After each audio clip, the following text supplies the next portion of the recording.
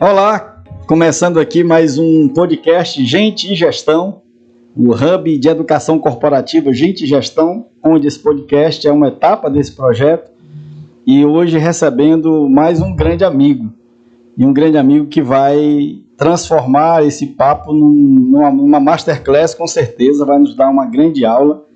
E eu estou falando aqui de Joaquim Caldas Rolim de Oliveira, para mim, o meu amigo Rolim. O Rolim atualmente, ele é secretário executivo da indústria na SDE, na Secretaria de Desenvolvimento Econômico do Estado do Ceará, e ele é responsável pela atração de investimentos para o setor industrial de energia e de hidrogênio verde, que é um assunto que a gente vai conversar bastante sobre isso aqui. É algo novo, inovador, de um potencial extraordinário. O Joaquim é coordenador da Câmara Técnica de Energia do Consórcio Nordeste, que é um instrumento de integração dos estados aqui da região Nordeste do Brasil. Tem uma larga experiência em distribuição de energia e no setor industrial. Joaquim Rolim, meu amigo Rolim, é membro do grupo de trabalho instituído pelo governo do estado de Ceará para o desenvolvimento do Hub de energia de hidrogênio verde, e ele coordenou o projeto do novo Atlas Eólico e Solar do Ceará. Interessante, né? O Joaquim foi palestrante nas conferências mundiais do clima, da COP26, da COP27. Eu tenho uma grande curiosidade para saber como é que foi essa participação, e ele apresentou nesses dois fóruns importantes o enorme potencial de energias renováveis e hidrogênio verde, não somente no Brasil, como também no Nordeste e no Ceará.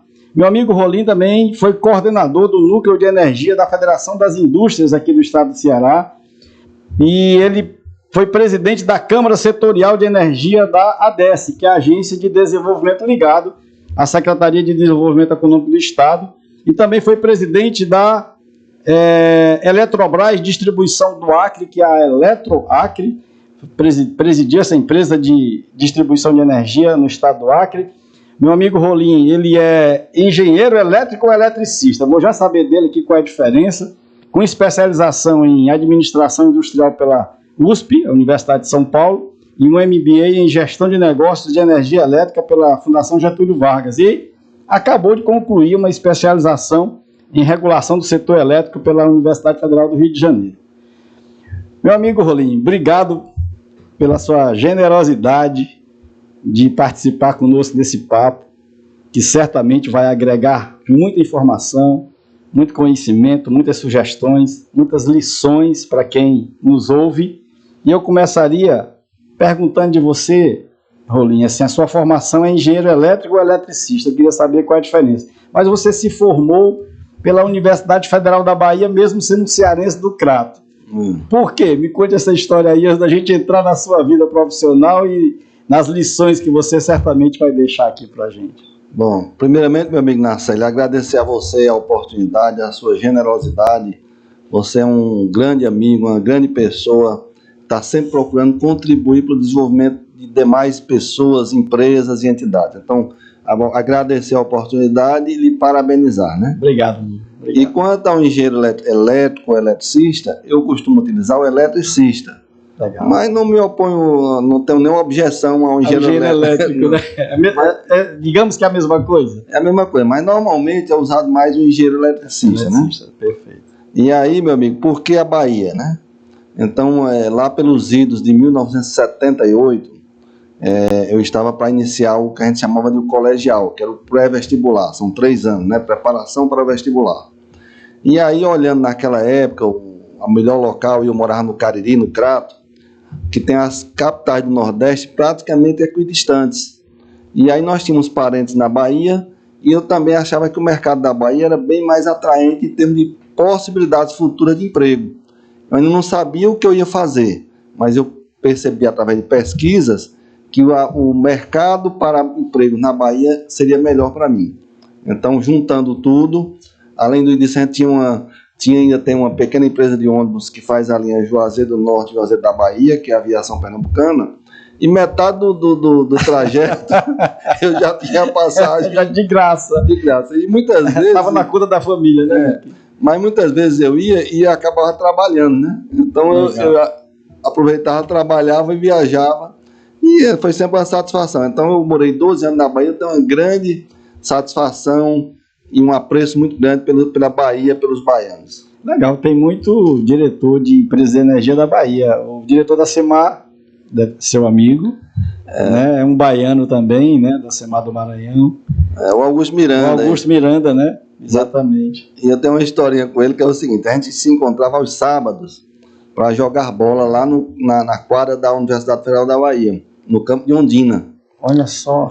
E ele levava um time e eu levava outro. E hoje a gente conversa às vezes e eu digo que eu ganhava mais do que perdia e ele diz o contrário. Então a gente não tem ainda essa definição. Né? Que legal, que bacana. Rolim, meu amigo, você é um técnico que eu costumo dizer de altíssimo gabarito. Ou seja, o seu know-how é um know-how diferenciado, né? É raro, porque você domina o conhecimento da área de energia na sua completude. Mas você também, e desde sempre, aplica o seu conhecimento técnico em favor da liderança, comandando áreas, departamentos, como ex-presidente de uma empresa de energia, como diretor de uma área importante da CEPISA do Piauí, na parceria com o nosso querido amigo Marcelino. Meu amigo, o conhecimento técnico favorece ao exercício da liderança? Meu amigo, é uma pergunta muito bem elaborada, muito bem feita. Eu agradeço pelas suas palavras.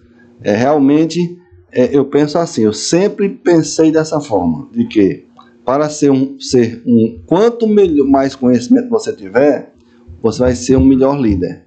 Mas o conhecimento sozinho também não leva a uma boa liderança. Então eu diria que são atributos complementares. O bom técnico, ele ajuda a equipe mais do que ele não sendo um bom técnico. Mas tem outros atributos, como você poder compartilhar, sim, saber ouvir, a chamada escuta ativa, né? Você também saber o momento de passar a liderança. Por exemplo, eu tenho um exemplo, nós estávamos num evento, quando eu estava na Coelce, trabalhando na região do Limoeiro do Norte, eu era responsável regional lá pela distribuição no Vale do Jaguaribe até Icapuí, desde Jaguaribe até Icapuí. E nós estávamos num evento que era um trabalho com linha viva. Linha viva é você mexer na linha enquanto a energia está passando. Exatamente. E aí eu estava lá com o supervisor que estava comigo, ele dominava todo o tema. Ele era um expert no tema. Então o que é que eu disse para ele? Eu fiz questão de dizer, porque eu estava chegando, inclusive, eu disse: olha, a liderança aqui é sua, porque você conhece do assunto, para não ter o risco de eu inadvertidamente dar algum comando que fosse equivocado. Pudesse gerar algum prejuízo para alguém, né? Exatamente. Colocar alguém em risco. Então, na minha leitura, o bom líder, ele tem que conhecer o melhor possível tecnicamente, mas principalmente, eu vou dizer até que é mais importante, saber liderar, né? Inspirar as pessoas para realizar. Exatamente. Fantástico, isso aí realmente é muito importante. Você falou de Coelce, foi o start da carreira, assim como líder, ou teve alguma passagem antes da Coelce como engenheiro eletricista? Minha carreira começou na Bahia. Sim. Logo que eu me formei, aí eu iniciei na companhia, na Coelba, né? Coelba. Mas como estagiário. Perfeito. O governo do estado tinha fechado as contratações, era uma empresa pública, e nós conseguimos ficar lá como fosse um trainee. Perfeito. Mas aí surgiu uma oportunidade no Polo Petroquímico de Camaçari como engenheiro de planejamento e manutenção. Então eu disse: não, é melhor eu ir para lá porque lá é o certo, eu já vou ser um profissional, aqui eu sou como trainee. E aí eu passei 3 anos no Polo de Camaçari como engenheiro de planejamento, é um cargo de assessoria, né, vamos dizer assim. Sim. Assessoria técnica, né? E aí eu fui convidado para ir para São Paulo como supervisor de manutenção de eletricidade e instrumentação, automação, numa grande empresa da Alquímica, um gigante mundial. Gigante mundial mesmo. E aí foi uma oportunidade de ouro, onde eu aprendi muito, inclusive no aspecto da liderança. A da Alquímica tem assim uma forma de atuar. Por exemplo, ela diz assim: se prepare para você não pode, primeiro, tipo assim, a empresa não dá antes de você mostrar que você pode. Então, assim, é mais ou menos assim. a pessoa certa, no lugar certo, no momento certo. Então se prepare, faça seu trabalho bem feito, que a oportunidade vai aparecer. Pronto. Então passei 3 anos na Dow Química, voltei para o Polo de Camaçari, na Bahia, mais 3 anos, e fui convidado pela Dow Química para retornar, que é um dos casos raros de retorno, e voltei para a mesma empresa, mesma indústria, mas num cargo agora como uma promoção. E aí na Dow Química eu liderava pessoas, aprendi muito como liderar e como aprender a liderar. Foi assim um aprendizado continuado. Então foi muito bom esse meu trabalho lá em São Paulo. Depois é que eu vim para a Coelce. Como foi a trajetória aqui na Coelce, que hoje é Enel, né? Aí na Coelce eu estava, eu primeiro em São Paulo, eu trabalhava em Jundiaí, aí fui promovido para um complexo industrial que a Dow Química tem em Guarujá. Sim. E eu estava lá, eu gostava de olhar, sempre gostei de olhar, porque eu penso assim, que olhar empregos é como uma empresa que tem uma loja e está olhando o mercado. Sim. Então o caderno de emprego do Estado de São Paulo, o Estadão chamado, sim, que é um caderno só de emprego, né? Aí eu estava lá olhando um sábado, lá eu morava no Guarujá, e a fábrica do complexo industrial é em Vicente de Carvalho ao lado. Sim. Aí vi lá um anúncio em espanhol, não tinha nem para onde mandar o currículo. Uma empresa de distribuição de energia do Nordeste contrata engenheiro para o chefe do departamento de manutenção e proteção. Aí eu fiz vários contatos, naquela época com o Teleceará, aí até que cheguei no Recursos Humanos e descobri que era na Coelce. Como era uma empresa espanhola, e eu descobri que verifiquei que a Coelce acabava de ser comprada por uma empresa espanhola, então foi aí que cheguei até a Coelce e passei 12 anos na Coelce. 12 anos, um trabalho maravilhoso. Nós pegamos, tem muita de estratégia na Coelce, porque a Coelce estava em 99, 2000, 2001, foi logo após a privatização. A Coelce estava numa situação quase de que perder a concessão. E aí, para você ver o que é a liderança, chegou um líder novo, fantástico, e disse o seguinte: nós vamos chegar ao topo. Então era um plano estratégico que, sendo bem franco assim, nós que estávamos na gerência intermediária, a gente dizia, ora, a gente está aqui no fundo do poço e a Coelce pretende chegar ao topo. Ela pretendia, para você ter uma ideia, ser uma das 3 melhores distribuidoras de energia do Brasil. E nós pensávamos assim, ora, nós estamos nessa situação. Estabelecer uma visão de longo prazo para chegar no topo. E aí houve muita capacitação, muitos planos, recursos investidos. E a Coelce chegou, isso foi em 2001 mais ou menos, que estava na situação quase de que perder a concessão. E aí em 2007, 2008, começaram a aparecer os resultados. A Coelce chegou a ser 10 vezes a melhor distribuidora do Nordeste, 10 vezes seguidas. Que uma visão bem estabelecida e com propósito. Agora eu imagino também com um grande plano de ação, um grande plano estratégico, né, corroborando para que essa visão fosse cumprida, né? Exatamente. Então tinha um plano estratégico. Para você ter uma ideia, para elaborar a missão e internalizar nos gestores, nós passamos uma manhã num trabalho no campo para internalizar a missão da empresa. A gente era um trabalho muito bem elaborado, que a gente, tipo assim, numa trilha, caminhava um pouco, parava, discutia uma parte da visão, da missão, da visão, desculpa. Primeiro da visão. Mas era a visão e a missão. Aí, a identidade da companhia. A identidade. Então, meu amigo, aquilo internaliza. E aí todo mundo imbuído, todo mundo capacitado, porque treinamento vinha. Eu me lembro de um curso que eu participei, Narcélio, chamava-se Talento Negociador. E aí, voltando um pouco àquela sua primeira pergunta, do conhecimento... Em favor da liderança. Da liderança. Então, eu fiz uma pergunta lá foi 2 pessoas que vieram da Espanha, para você o quanto a Coelce investiu em capacitação. E uma semana com nós, gerentes, para dar esse treinamento. Aí ele disse assim, ele fez uma afirmação. Olha, 60% da solução, de 60% a 70% da solução de qualquer problema é negociação. Aí eu, como era um técnico, mais do que sou hoje naquela época, aí eu perguntei, meu senhor, será que não daria para reduzir a negociação aí para 40%? Eu quero aumentar o percentual da técnica. Aí ele disse, não, é 60% a 70%. E foi uma semana de muita interação e eu fui me conversando e hoje estou convencido. Pode não chegar a 70%, mas é muito mais do que 60%, muito mais do que 50% ou 60%. Você tem que saber negociar. Certeza, é fundamental. É uma das soft skills mais importantes, é a capacidade de negociação, porque você negocia internamente com as equipes de trabalho, você negocia externamente com parceiros, você negocia externamente com clientes, e a negociação é que pavimenta caminho para você atingir os resultados planejados, né? Mas, Joaquim, essa experiência na Coelce eu acho que foi relevante, né? Só que você presidiu uma empresa de energia, a Eletroacre, só que antes de você chegar na Eletroacre, você passou um tempo na Cepisa, do Piauí. Como é que foi essa transição, Coelce, Cepisa, até chegar a ser a cabeça de uma empresa de energia que fornece energia para um estado inteiro?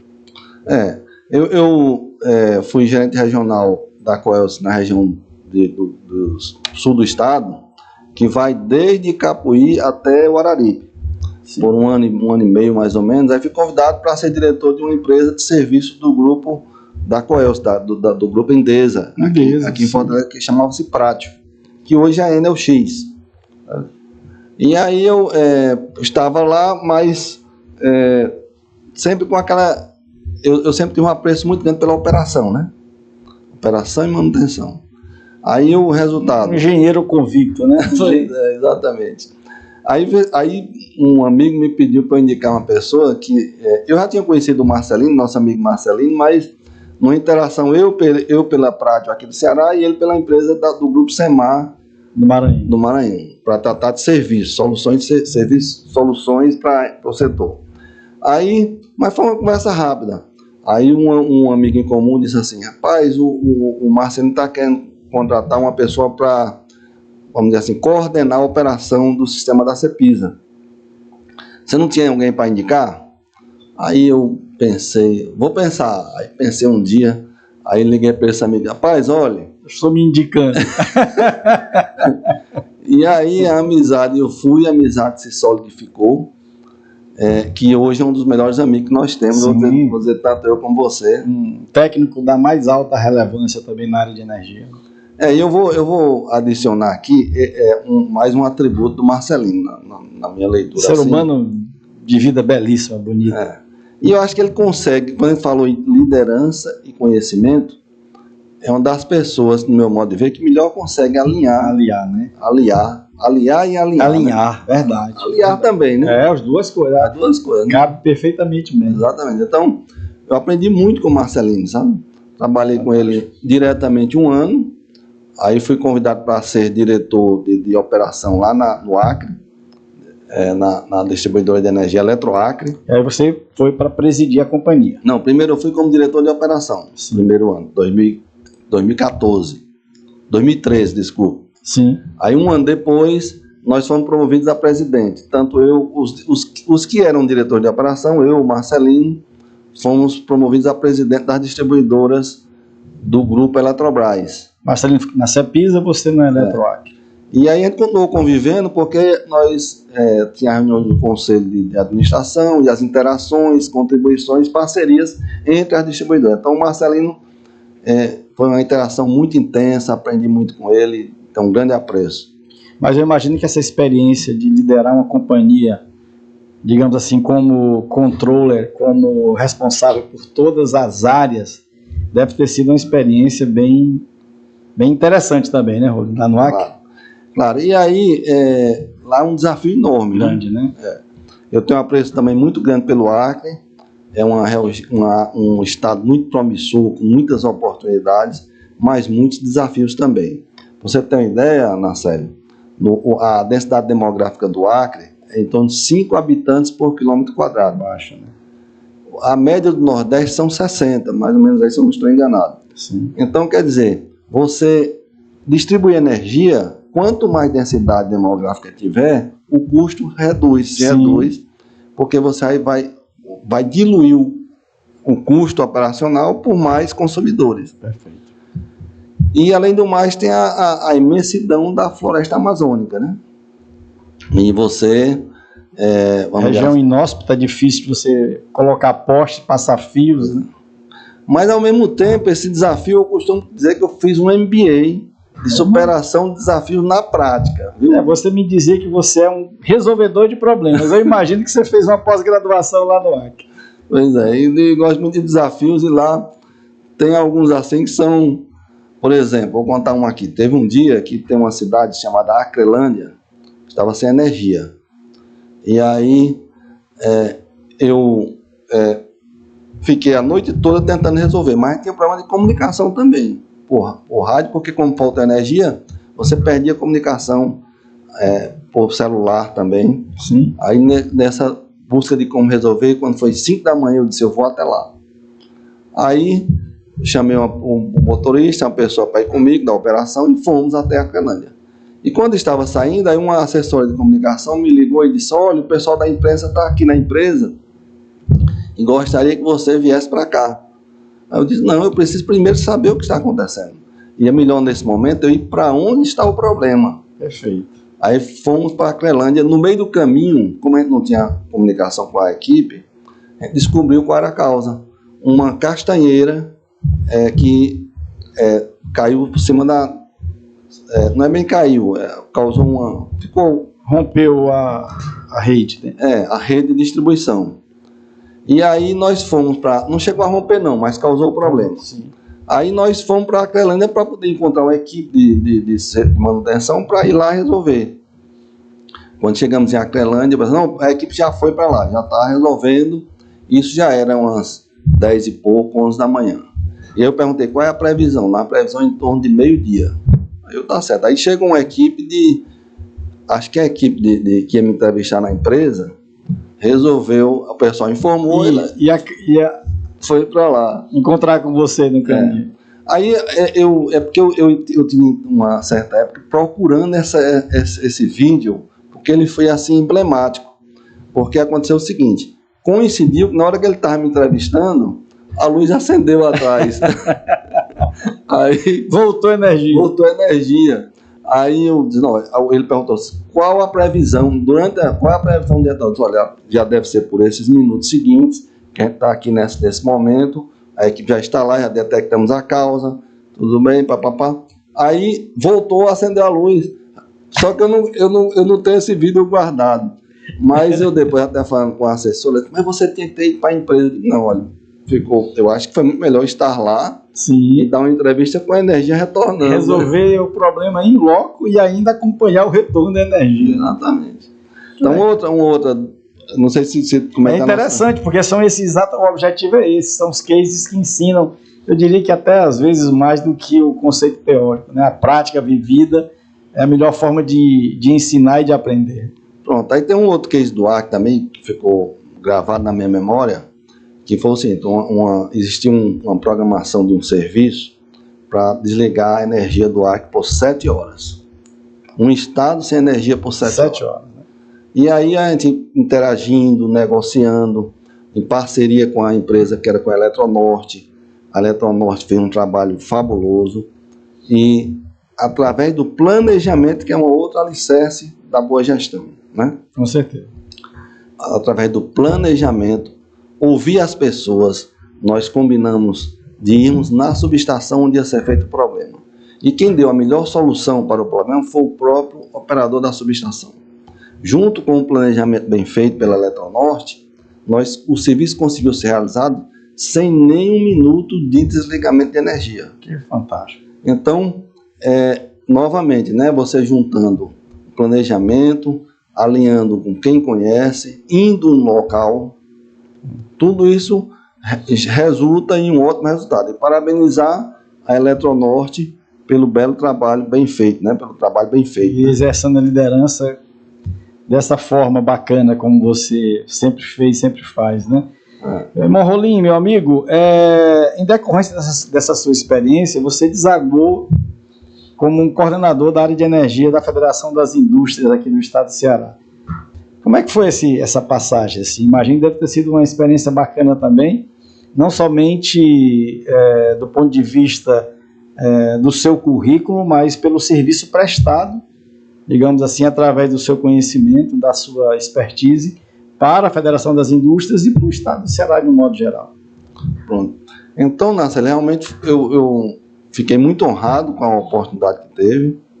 Aí tem duas pessoas de grande importância nesse processo, eu diria 3. Sim. O Jurandir Picanso, que é um baluarte aí, que é nosso guru da energia no Ceará. Sim. O José Nunes, que é diretor institucional do Grupo Enel, e que me deu a dica na época, apoiou. Eu vou botar mais um nome, Elias do Carmo, que era presidente do Sim de Energia. Sim, Energia. Viajei com Elias para Suécia e para Alemanha. Foi mesmo. Uma missão da FIEC. Uma pessoa espetacular. Espetacular, fantástico. Me apoiou muito. E o presidente, Dr. Beto Studart, que eu reputo um dos maiores líderes que eu já trabalhei. Fantástico. Você faz tudo com a motivação, porque ele consegue. A sua passagem na FIEC foi na gestão do Beto Studart. Mas aí depois, então o meu início foi na época do presidente Beto Studart, que implantou o núcleo de energia, e eu fui convidado, e aí passei ao todo 8 anos, mas saiu o Dr. Beto, entrou o Dr. Ricardo Cavalcante. Sim. Que a gente dizia assim, a pessoa substituir o Beto Studart não é fácil, né?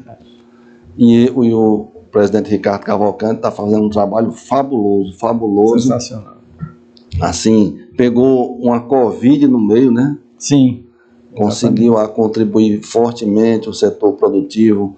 Teve o capacete Elmo, que foi desenvolvido na época do Senai, com a participação do meu também amigo Dr. Paulo André Holanda, também um grande gestor, batalhador, líder. E a minha passagem pela FIEC foi de muito aprendizado, muita interação, e eu passei a ser conhecido. Até tem um detalhe, né? Quando eu trabalho... Mas também imagino que de muita contribuição, né? Pelo seu talento, pelo seu conhecimento, pelo seu know-how. Acho que você deve ter levado grandes discussões para dentro da federação para fomentar o campo de energia, né? Eu queria até depois, daqui a pouco, a gente falar um pouquinho sobre a eólica, a solar, né? Que certamente a estruturação desses parques de energia alternativa, eu imagino que passou por dentro dessas discussões ali na Federação das Indústrias. Né? Eu diria que um grande trabalho em equipe, né? Eu dei minha contribuição, minha parcela, e se eu tiver algum mérito, um deles foi procurar trabalhar em equipe. Ouvir, e o Jurandir Picança, ele tinha uma frase que ele me dizia, que eu aprendi muito com ele também, que ele dizia assim: Joaquim, nosso papel aqui é que a coisa aconteça. A gente não precisa do protagonismo. Fazer a coisa acontecer. Acontecendo, o núcleo de energia vai estar feliz. Eu concordei com ele e a gente procurou atuar dessa forma. Mas aí, logo no início, coincidentemente, diz que a coincidência acontece também por um plano bem feito. Foi feito um plano estratégico para o setor de energia, chamada Rota Estratégica de Energia, que a FIEC fez para 12 setores, e inclusive interação com o governo do estado, e o primeiro foi o de energia. E a FIEC tem uma área que é o Observatório da Indústria, que contribuiu bastante e hoje coordena esse tema. E essa rota estratégica, para você ter uma ideia, foi feito envolvendo 40 especialistas do Ceará, e resultaram em 547 propostas. Aí vem o trabalho do planejamento. Você não consegue resolver 547 problemas, né? Sim. Aí como é que nós fizemos? Priorizar, né? Priorizar. Sim. Daqueles problemas, quais os que tinham um custo mais adequado e resultariam num impacto maior. Então a gente fez, aí foi reduzindo, chegamos a 40 projetos de alto impacto. E construímos uma agenda prioritária que era a cada 10 itens. A ideia era assim, resolveu 10, que isso foi um tema que eu aprendi, nós aprendemos na engenharia de confiabilidade. Você tem que priorizar. Isso é uma lição. Isso aqui é uma aula, é uma masterclass. Pronto, então, pegar de 10 em 10. A engenharia de confiabilidade é o quê? É você procurar fazer o trabalho bem feito, usando relação causa e efeito, priorizando e escolhendo aqueles que você tenha uma maior chance de sucesso, mas que tenha também impacto elevado. Se você escolher somente os itens que são mais fáceis de fazer, o impacto não vai ser relevante. Sim. Então tem que ser uma matriz, né, que você elabora usando essas duas... Tem que buscar a melhor relação entre viabilidade e impacto. Né? Pronto. Aí, por exemplo, vou citar algum. Um item que deu o maior resultado foi o Atlas Eólico e Solar, que o Ceará tinha um de 2000 e esse Atlas precisava ser atualizado. E nós resolvemos fazer o Atlas digital e interativo. Vimos um na Alemanha, tivemos uma missão lá na Alemanha e vimos isso lá. Então, por que não vamos fazer logo o melhor? E o Dr. Beto Estudo tinha uma máxima assim, vamos fazer, então fazer o que melhor pode ser feito. Perfeito. Aí foi feito esse Atlas, é um sucesso até hoje, foi lançado em 2019, é digital, interativo, é uma referência no Brasil. Como é o Atlas? Sim, é bom dizer, é uma plataforma, sim, que você tem um mapa do Ceará dentro dela. Só que é um mapa com as características, um mapa eólico e um mapa solar. E no mapa, normalmente você tem algo assim, é por código de cores, é uma figura estática e código de cor. Onde tem mais radiação solar, uma cor mais avermelhada, por exemplo. Sim.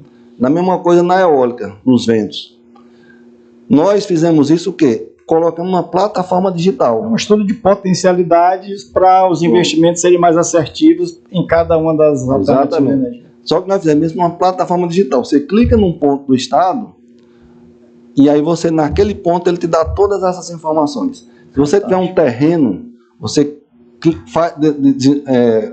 desenha uma poligonal e ele faz. Se você tiver o arquivo georreferenciado, o KMF, KMZ, o arquivo KML ou KMZ, aí você importa aquele arquivo e ele te dá todas as informações que você precisar. Exatamente. Então isso... Para quem quer investir é um documento obrigatório, eu diria, né? Exatamente. Para você ter uma ideia, ele é inclusive bilíngue.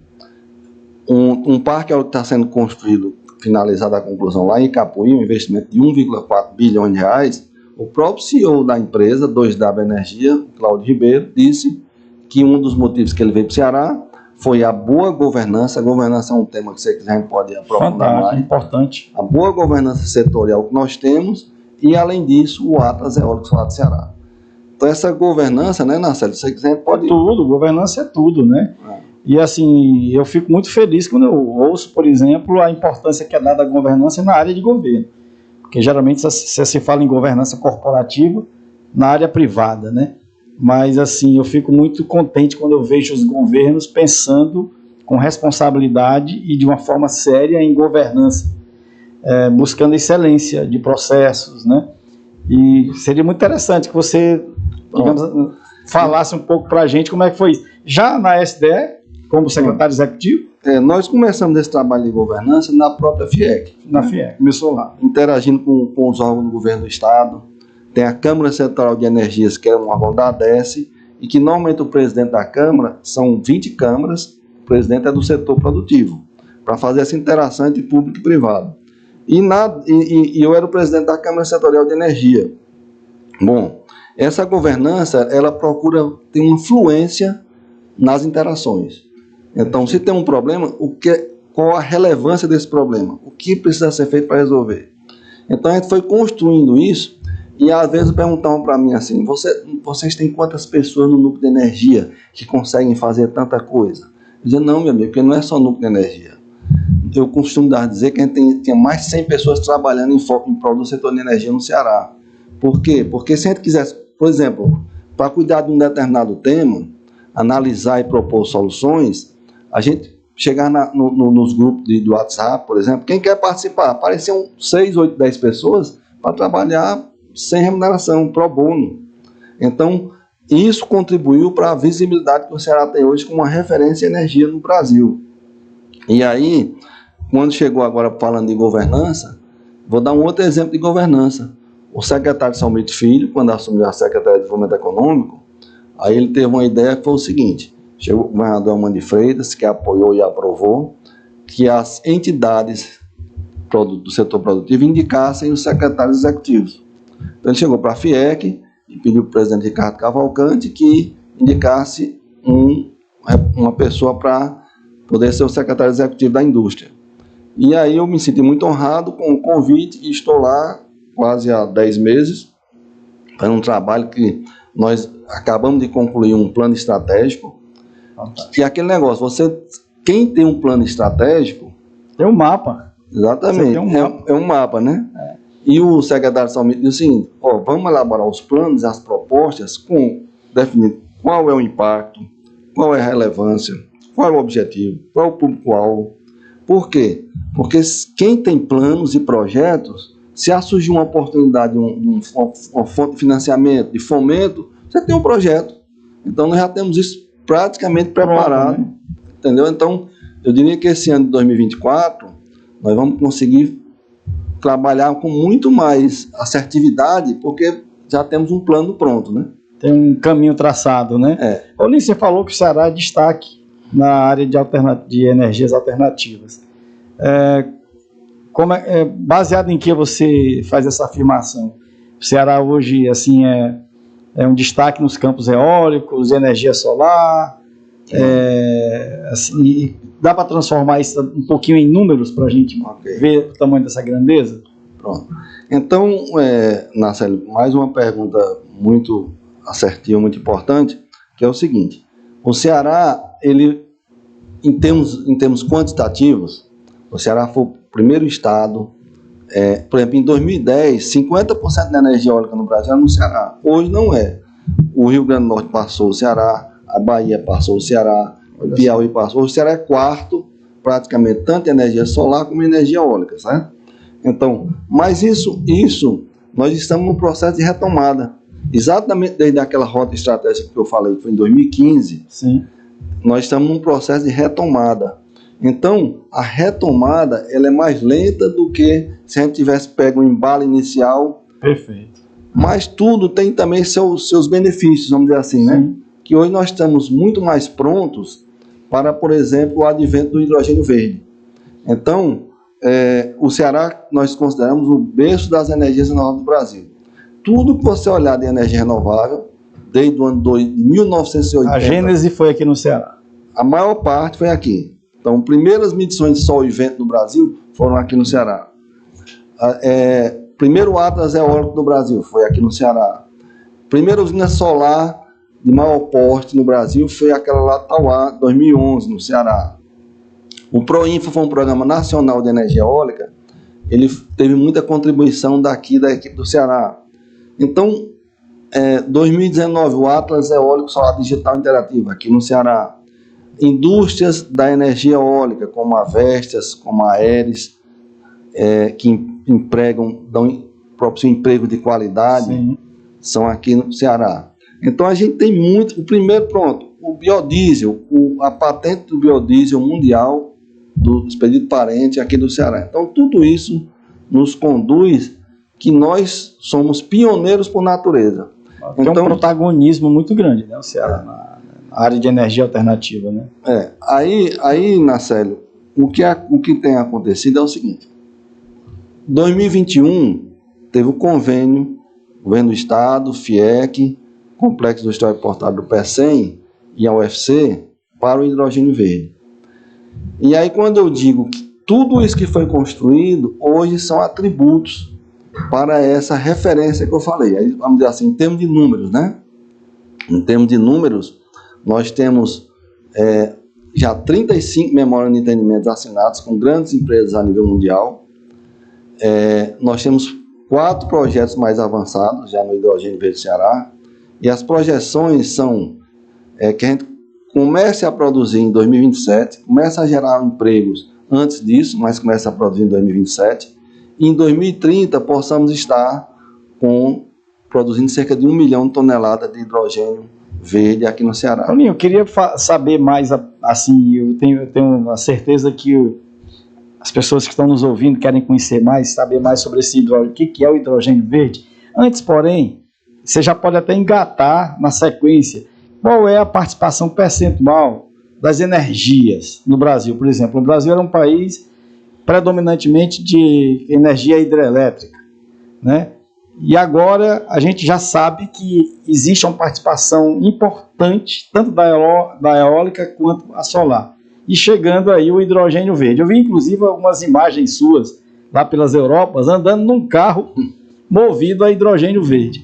Então, assim, fala um pouco dessa distribuição e já entra aí no que, o que significa o hidrogênio verde, o que é e qual é o potencial dessa fonte de energia limpa para o futuro do Brasil, do Nordeste, até eu diria até do mundo. Tá certo. Então, primeiro, o hidrogênio, esse hidrogênio chamado verde, surgiu de uma necessidade, né? Sim. Porque você até falou a Conferência do Clima. A COP 21, que foi em 2015 em Paris, chegou-se à conclusão que o mundo precisava mudar. Precisava ter metas de redução das emissões de gases de efeito de estufa, principalmente o CO2. E de lá para cá, de 2015 para cá, foi se intensificando esse conhecimento da necessidade. E eu vou citar aqui um trabalho feito pela IRENA, Agência Internacional de Energias Renováveis, que chegou à seguinte conclusão, proposta, ela disse, os pilares da transição energética. Quais são os pilares? Um é, claro, eficiência energética. Você usar melhor a energia, otimizar o uso da energia. Outro, usar mais energia renovável. Que às vezes os empresários me perguntam assim, né? Ô, Rolim, mas eu já estou usando energia eólica e solar, que são energias renováveis. Então, eu preciso ir para o hidrogênio verde? Não. Se você já está usando energia renovável, você já está dentro da energia limpa, né? Sim. Então, quem é que vai se usar o hidrogênio verde? O hidrogênio de baixo carbono? Então, vamos lá. Então, o maior ênfase é na energia renovável, dos 100% do que se precisa na transição energética, de energia limpa, que o setor de energia responde, a nível mundial, por 72% da emissão de gases. Por quê? Porque enquanto aqui no Brasil nossa fonte, nossa matriz é essencialmente limpa, eu vou já dar um pouco detalhado. Sim. No mundo, é o seguinte, no Brasil, 85% das usinas que geram energia elétrica, eólica, solar, hidrelétrica, termoelétrica, 85% delas é renovável. Eólica, solar, hidrelétrica, biomassa, 85%. E 15% fóssil, ok? Sim. Já no mundo é o inverso. No mundo a média é cerca de 27%, 28% renovável e o restante termoelétrica, fóssil. Né? Inclusive uma grande parte com uso de carvão. Ainda, né? Ainda. Então, o Brasil, por isso que o Brasil está na alça de mira de todos como uma coisa boa. Por quê? Nós temos uma matriz essencialmente limpa. E o hidrogênio verde, o que é o hidrogênio? O hidrogênio é uma substância, que é o H2, que ele, normalmente, ele é encontrado na natureza associado com outros elementos. Por exemplo, H2O, água, né?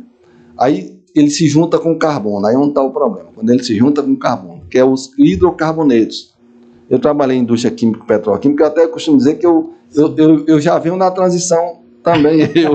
Eu comecei minha carreira, que eu falei, na indústria petroquímica, né? Então, o hidrocarboneto.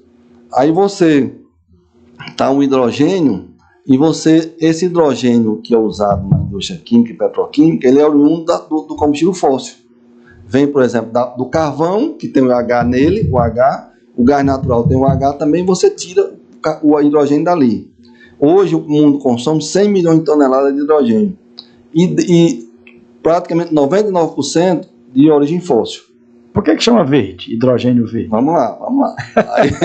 Então hoje 100 milhões de toneladas, todas praticamente oriundas do combustível fóssil, dos hidrocarbonetos. Sim. Do petróleo.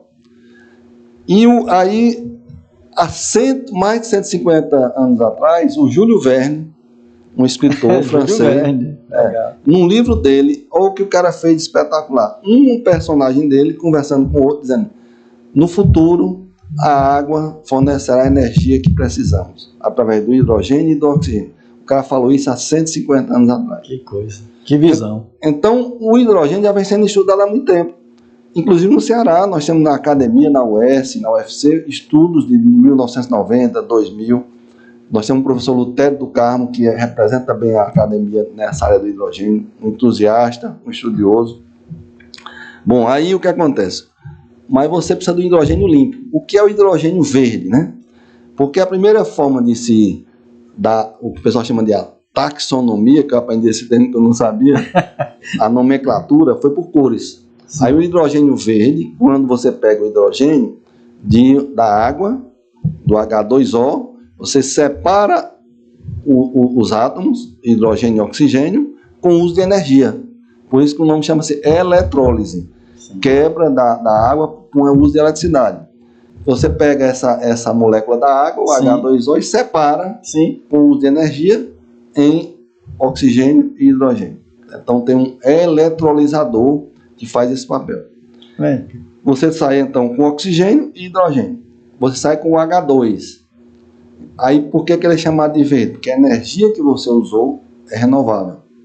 E 70% do custo de produção do hidrogênio verde é a energia. Então esse é o hidrogênio verde. Aí tem o outro que é o hidrogênio azul. O que é o hidrogênio azul? É o hidrogênio que vem do gás natural, porque o gás natural, na sua composição química, ele tem um carbono e tem o hidrogênio. Aí você, através de um processo químico, você extrai o hidrogênio do gás natural, só que você, quando faz isso, você tem um hidrogênio cinza, porque você tem um carbono lá nele, ok? Sim. Se você pega esse carbono, extrai e armazena, chamada captura do carbono, aí ele chama-se hidrogênio azul. Então é o mesmo H, o hidrogênio é o mesmo. Mudou porque um veio de energia renovável, o outro veio de uma fonte fóssil. Como é transformado em energia? Assim. Vamos lá. Aí o hidrogênio, esse H, ele pode ser usado como combustível diretamente. Sim. Tipo a gasolina? Exatamente. É líquido? O hidrogênio, normalmente, ele é transportado, pode ser transportado líquido ou gasoso. Sim. O líquido, para você transportar o hidrogênio líquido, ele tem um porém. Qual é o porém? É a temperatura. Isso é um problema, né? Esse é um problema para ser resolvido. Não, mas já tem solução. Já tem uma empresa japonesa, já fez o primeiro teste da Austrália para o Japão, transportando o hidrogênio líquido no navio. Olha só. Bom, e em gás? Em gás, aí você comprime, porque o hidrogênio, quando ele está nas condições normais de temperatura e pressão, né? Sim. Ele é muito ocupa muito espaço. Ocupa muito espaço. Então você comprime e aí você, com essa compressão, você transporta o hidrogênio, né? Isso é uma possibilidade. A outra possibilidade é você transforma o hidrogênio em amônia. Amônia é um composto químico, é uma substância que a fórmula dele é NH3. Ou seja, é o nitrogênio, o do N, Sim. mais o hidrogênio, 3 átomos de hidrogênio, 1 de nitrogênio, NH3. Aí você, com a amônia, hoje a maior tendência hoje é transportada aqui para a Europa, por exemplo, em forma de amônia. E a amônia lá, você pode usar como combustível diretamente. Ou você reconverte em hidrogênio. Bom, e o hidrogênio como combustível, como você me perguntou? É possível a gente pensar, por exemplo, num posto de combustível, ter lá a máquina com hidrogênio? Claro. Vou dar algumas situações dessas. Por exemplo, tem uma universidade no Canadá, chama-se British Columbia, que ela no teto da universidade colocou painéis solares, geram energia, tem um eletrolisador dentro da universidade, que você usa a água, quebra a molécula da água e tem o hidrogênio. E na frente da universidade, o projeto é ter um posto de abastecimento de hidrogênio. Então, o hidrogênio sim pode ser usado, mas nesse caso, para o veículo a hidrogênio, Sim. tem outra característica, que é o seguinte. O veículo a hidrogênio que eu fiz, como você disse, eu fiz um test drive. Eu vi você andando lá pela Europa no carro movido a hidrogênio verde, né? Como também eu estive recentemente no Reino Unido, na cidade de Dundee, e andei lá num ônibus a hidrogênio também. E fabuloso, silencioso, potente, tudo. Porque o veículo a hidrogênio, ele na essência é um veículo elétrico. Sim. Como é que funciona aqui em resumo? Você tem um tanque de hidrogênio, normalmente vai de 3,5 a 7 kg de hidrogênio, quilo massa dentro de peso. Que dá uma autonomia para quantos quilômetros? 600 km. 600 quilômetros. Então, esse tanque de hidrogênio, o hidrogênio pressurizado, aí você tem um equipamento chamado célula a combustível. O que é uma célula a combustível? Você pega o hidrogênio, essa célula a combustível mistura o hidrogênio com o oxigênio do ar. No que você mistura hidrogênio e oxigênio, olha que fantástico, gera-se energia elétrica. Lembra que para quebrar a molécula de água, você usou energia elétrica, né? Sim. Na eletrólise. Na célula a combustível, você entrou por um lado com hidrogênio, pelo outro com oxigênio, Para gerar energia elétrica. Para gerar energia elétrica. E sabe o que é que sai no escapamento do veículo, a célula a combustível a hidrogênio? Vapor d'água. Vapor d'água. Aí vamos pensar aqui, eu podia até ter falado aqui. É energia limpa mesmo, né? Não, e pensa numa cidade que tem uma umidade relativa baixa. Brasília, por exemplo. Brasília. O que é que você faz? Ônibus a hidrogênio, uma solução natural para Brasília. Ora, você está umidificando. Ampliar a umidade relativa do ar. Entendeu? E ia limpando o ar. Sim, fantástico. Então, você não somente resolve o problema da energia, mas você resolve um problema ambiental também. Pois é. E, então, esse é o hidrogênio no setor de transportes. Mas eu posso usar o hidrogênio, por exemplo, não sei, vou dar um exemplo aqui, né? A água oxigenada é o peróxido de hidrogênio. A água oxigenada, essa que a gente usa para limpeza, é H2O2, a fórmula química dele. Então, esse H, você pode usar o H limpo. Então, vai ser peróxido de hidrogênio limpo. E às vezes nos perguntam, viu, Narcélio? E o Brasil e o Ceará vão somente exportar a molécula, ou seja, não exportar a nossa energia? Não, porque no momento que a gente desenvolve um mercado, a gente pode desenvolver o produto verde, o aço verde. Essa energia pode alimentar as indústrias, por exemplo? Claro. Então você tem, por exemplo, vou dar um exemplo de projetos que tem no mundo. Uma cerâmica que hoje usa gás natural como combustível no seu forno. O que é que está sendo feito lá? Você vai injetando o hidrogênio junto com o gás natural até você ter, por exemplo, 50%, 50%. Entendeu? Sim, fantástico. A indústria cerâmica. Vamos pegar uma outra indústria. A indústria do cimento. A indústria siderúrgica. Nos fornos, em vez de você usar carvão ou outros produtos, você injeta o hidrogênio como combustível. O hidrogênio, voltando àquela afirmação que eu fiz no início, meu amigo Narcélio, de que o empresário me perguntou, mas eu vou ser obrigado a usar hidrogênio? Não. O hidrogênio é nos setores que é difícil de você eletrificar. Porque todos os processos que você puder eletrificar, você eletrifica e usa energia renovável.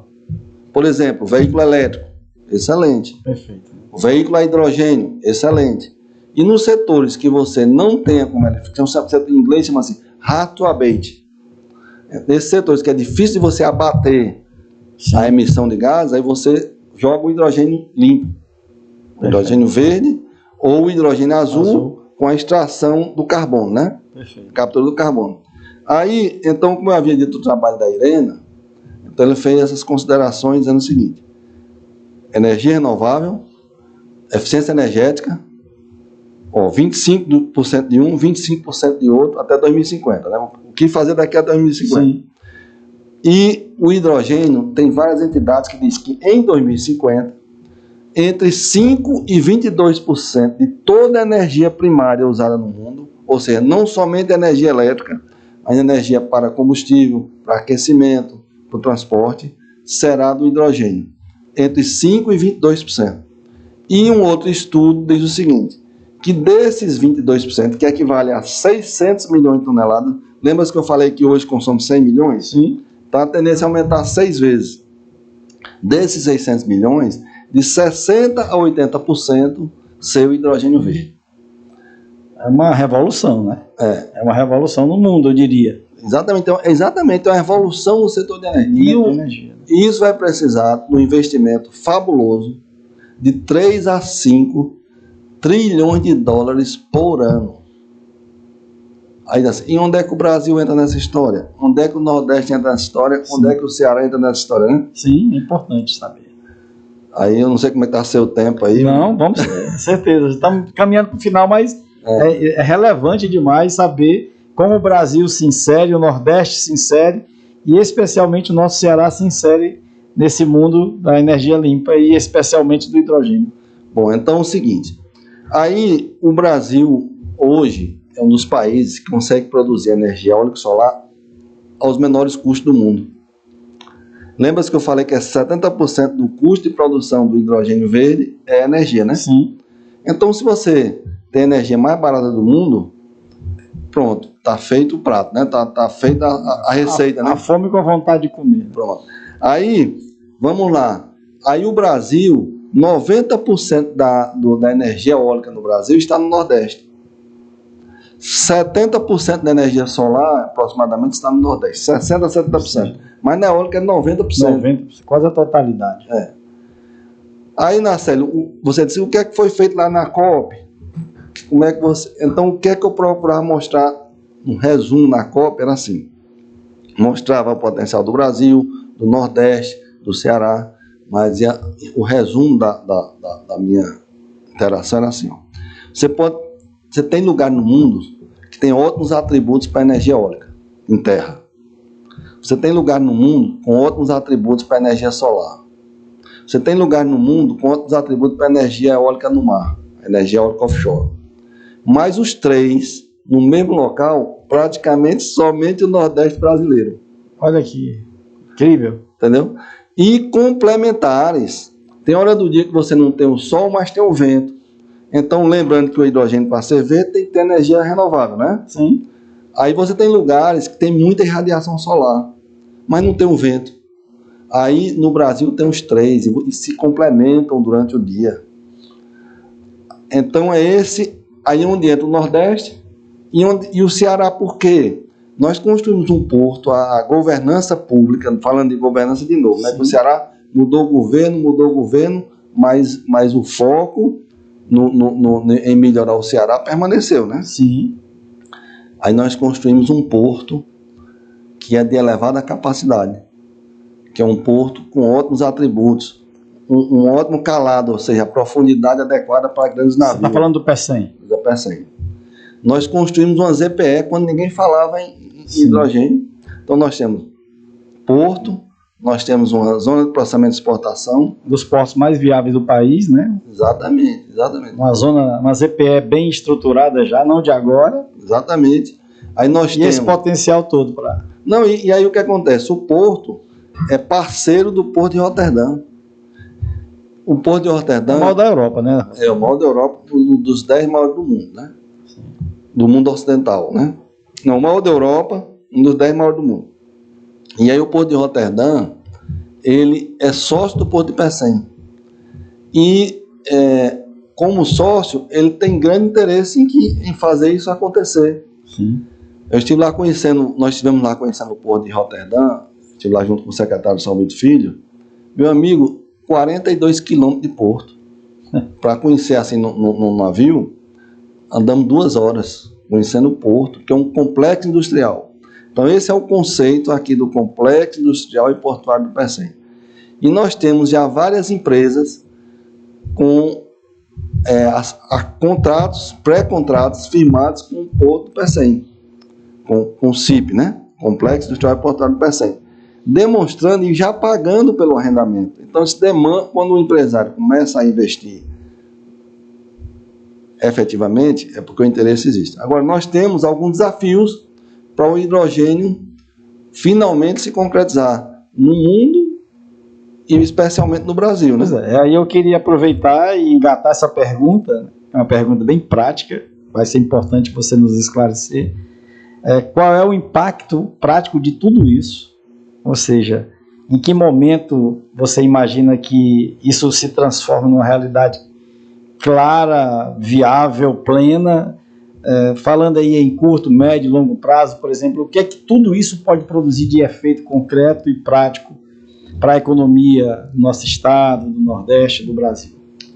Bom, as projeções que nós temos são de quê? Por exemplo, esse é o momento da capacitação. Tá. Nós temos várias entidades com cursos de capacitação aí, como Senai, IEL, IFCE, US, Unifor, entidades de capacitação no Ceará, as escolas públicas, todo mundo se movimentando para capacitar. O governo do estado está muito imbuído, o governador Armando de Freitas liderando o processo. Ou seja, isso vai gerar uma profissão nova? É isso mais ou menos? Exatamente. Então, nós temos que ter primeiro o pessoal qualificado. Perfeito. Porque senão, quando chegar, vamos supor que o empresário tem um termo chamado FID, que é o que a gente busca. Nós temos um memorando de entendimentos, 35, mas nós queremos transformar em FID, que é Final Investment Decision, decisão final de investimento pelo investidor. É quando o board lá das empresas, a alta cúpula, toma a decisão de realmente aportar o capital. Então, mas nós não podemos ficar aguardando esse momento, nós temos que nos preparar para quando isso acontecer, a gente já ter todo mundo pronto, é isso aí. Pronto, então primeiro esse é o momento da qualificação. Tem muito emprego hoje nos escritórios de advocacia, para elaboração de contratos, empresas de tradução, tudo isso tem empresas que elaboram planos estratégicos, um mercado que está surgindo. Qual é o segundo momento? Quando acontecer os FIDs, aí você vai ter efetivamente o início da obra. Os trabalhos de engenharia já tem muito sendo feito, né? De viabilidade econômica, estudo de viabilidade econômica sendo feito. E isso a gente imagina que até o final do próximo ano, 2024... 2025? Não, eu estava falando... Final desse ano já. Final desse ano, nossa expectativa é podermos ter alguma decisão no final de investimento já feita. Legal. Com isso, começa-se a construção. E a gente espera estar começando a produzir em 2026, 2027. Então, na etapa de obra, geram-se muitos empregos. Já se gera geração de emprego e renda, né? E aí, em 2030, uma projeção dada pelo próprio Porto de Roterdã é o Ceará poder estar exportando 1 milhão de toneladas. O que é que representa 1 milhão de toneladas de hidrogênio verde? É da ordem de 20 bilhões de dólares de investimento, ou seja, 100 bilhões de reais aqui investido no Ceará. Sim. Cerca de 60 a 80 mil empregos. Olha que incrível. Pois fantástico. Por isso que precisamos capacitar, né? 60 a 80 mil empregos e um impacto no PIB. Gigantesco, né? Exatamente. Para você ter uma ideia, a transição energética... Todo o polo industrial de Manaus hoje, eu acho que deve ter 100 mil empregos. Nós estamos falando aí de 60% de um polo já consolidado há muitos anos aí, né? E qual o tempo, Rolim? A projeção 2030, né? 2030, né? Mas para isso nós temos dever de casa a fazer ainda. Imagina. O primeiro deles é a regulamentação do hidrogênio verde e podemos desenvolver programas de incentivos. Porque nessa etapa inicial, toda nova tecnologia, no início, o custo é um pouco maior ou maior. Sim. Aí você ganha escala. No que você ganha escala, o preço cai, o custo de produção cai. Sim. Então, mas tipo assim, precisa começar. Até chegar lá tem uma política de incentivos para estimular o investimento, né? E é isso que a gente está trabalhando. Nosso governador Armando de Freitas está se envolvendo diretamente, os parlamentares, o nosso secretário Salmito Filho, as federações de indústria, todo mundo trabalhando em prol de a gente conseguir ter uma regulamentação que permita esse desenvolvimento inicial. E aí também podemos ter desenvolvimento tecnológico, para não pensar só na exportação da molécula. Um centro de tecnologia para poder desenvolver tecnologia. As universidades já estão fazendo isso. O governo do estado já está aportando recursos em pesquisa, através da FUNCAP. Já estão sendo desenvolvidas pesquisas nessa área. Na verdade, está se desenvolvendo um novo ramo da engenharia. Da engenharia, né? Nós teremos aqui engenheiros. Como é que nós chamaríamos essa engenharia? Nós temos hoje uma graduação em energia renovável. Renovável, né? Perfeito. Mas tem espaço para o engenheiro mecânico, para o engenheiro eletricista, para o engenheiro civil, para todas as engenharias. Mas olha, aí tem também o seguinte, desenvolver o produto verde. Porque a pessoa às vezes me questiona assim, nos questiona, mas eu vou pegar e exportar a molécula para depois exportar o minério de ferro para lá transformar em produto, né? Sim, vai agregar valor ao produto, né? Então, naturalmente... Uma crítica que sempre foi feita, o Brasil exporta muito minério de ferro quando poderia já produzir a partir dessa matéria bruta, né, produtos com valor agregado para exportar o produto acabado e não somente a matéria-prima, né? Mas seria mais ou menos isso. Mas aí é o seguinte, nesse momento o mercado está buscando isso. E nós precisamos regimentar capital também para poder ser investido em outras áreas, né? Para possibilitar esse aprofundamento na pesquisa, no desenvolvimento tecnológico, na redução de custos. A escala vai permitir isso. Então, com isso, a gente pode ficar esperando pelo outro que nunca chegue. Sim. Então, e a gente pode desenvolver um mercado interno. Por exemplo, existe um estudo aí mostrando o seguinte, da McKinsey, dizendo o seguinte, que o Brasil, se a gente pegasse os caminhões que estão hoje operando o transporte de cargas no Brasil, o transporte rodoviário tradicional, e transportassem em caminhões a hidrogênio, isso era uma demanda de 3 milhões de toneladas de hidrogênio. Você lembra que eu falei, 1 milhão, no Nordeste brasileiro, mais ou menos a conta é assim, 1 milhão de toneladas de hidrogênio equivale a 16 gigawatts de energia renovável e 22 bilhões de dólares de investimento e 140 mil empregos. Então imagine aí, realmente, se a gente fosse usar. Aí o seguinte, viu, Marcelo? Uma outra pergunta que me fazem, eu não sei se eu estou me alongando demais aí. Sim, não, mas temos mais uns 5 minutinhos aí. Pois é, então é o seguinte, uma pergunta que me fazem, ora, mas eu tenho o carro elétrico, por que é que eu vou ter o veículo a hidrogênio se eu já tenho o elétrico? Hoje a percepção a nível mundial dos especialistas é a seguinte, para o veículo urbano, que você possa, por exemplo, deixar à noite o veículo carregando, ir para o trabalho e voltar, ou deixar o veículo no trabalho carregando e voltar, o veículo elétrico é sem... Resolve. Perfeitamente. Agora, quando a distância aumenta, ou o peso do veículo aumenta, aí o hidrogênio ganha espaço. Por quê?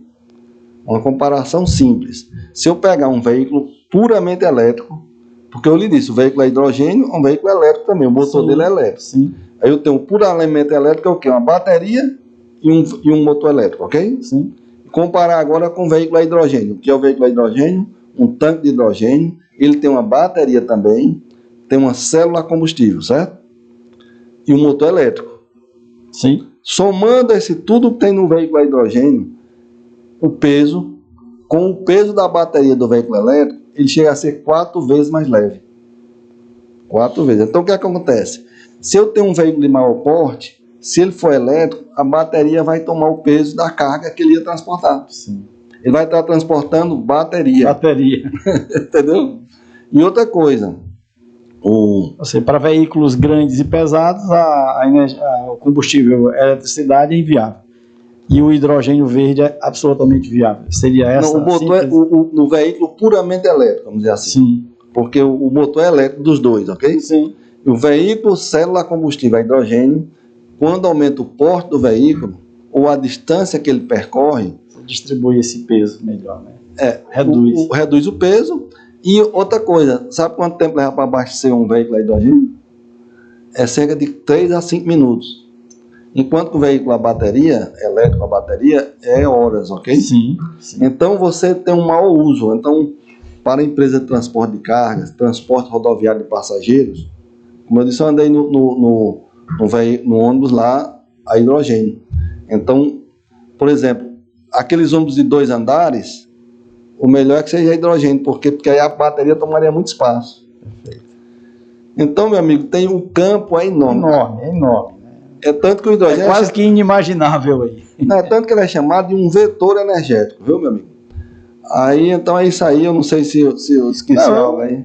Eu que lhe pergunto, para finalizar, faltou alguma coisa? Algo que você acha que ainda a gente precisaria dizer aqui nesse podcast, e aí a gente encerra com isso e eu deixo você à vontade. Pronto. Primeiramente, meu amigo Nasser, agradecer a oportunidade. Eu que lhe agradeço, cara. Que aula, viu? E a gente sai daqui, eu acho que todos que vão assistir vão ficar pensando nesse tema, vão mergulhar no estudo desse tema e já certamente, assim como eu, devem estar animados porque é um potencial inequívoco. Ou seja, é algo que a gente sabe que vai produzir uma enorme transformação na economia, né, do estado, da região, do país como um todo, né, e o mais interessante, de uma forma limpa e sustentável. Isso é extraordinário. Você traz para a gente aqui, Rolim, notícias extraordinárias. Muito obrigado, meu amigo. Pois é, meu amigo. E eu queria, vamos dizer assim, voltando um pouco para o Gente e Gestão, né? Sim, sim. Que é a razão, né? Pois é, parabéns pela escolha inclusive do nome, muito legal, apropriado. Aí o que acontece? Então, uma sugestão que eu dou assim da minha vivência, do que eu aprendi por aí é usar bastante Pareto. A regra de Pareto, né? 80-20. 80-20, né? A gente fica procurando atuar numa solução que ela não é mais cara e não resolve o problema. E o Pareto diz que 20% das ações resolvem 80% dos problemas. Exatamente. Então, eu sempre procurei atuar com Pareto, com relação causa e efeito. Não somente atuar, quando eu vi, quando se atuou, se deu certo. Uma vez eu estava numa reunião, avaliando um problema que tem ocorrido numa planta industrial. Vários gerentes discutindo o problema. E aí, uma das maiores aulas que eu já tive. E um dos diretores da empresa era japonês. Ele estava lá, observando. Ele não... E um dizia que era uma coisa, a causa do problema. Um dizia isso, outro dizia aquilo, outro dizia aquilo outro. Aí ele chegou, tinha um quadro branco lá, ele pegou aí botou lá, vamos desenhar aqui um diagrama de Ishikawa, né? Ishikawa, que é causa e efeito. Pois é.